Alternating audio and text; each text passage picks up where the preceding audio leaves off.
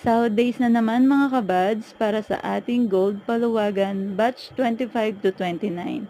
Cartier bangle design mga kabads, letter pendant at loop earring.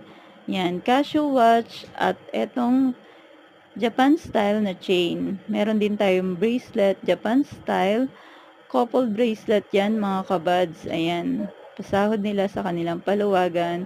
Cross pendant with chain. At meron tayo ditong ring na heart design. Ayan lamang po mga sahod nila sa paluwagan plus ang ating on-hand items. Ayan.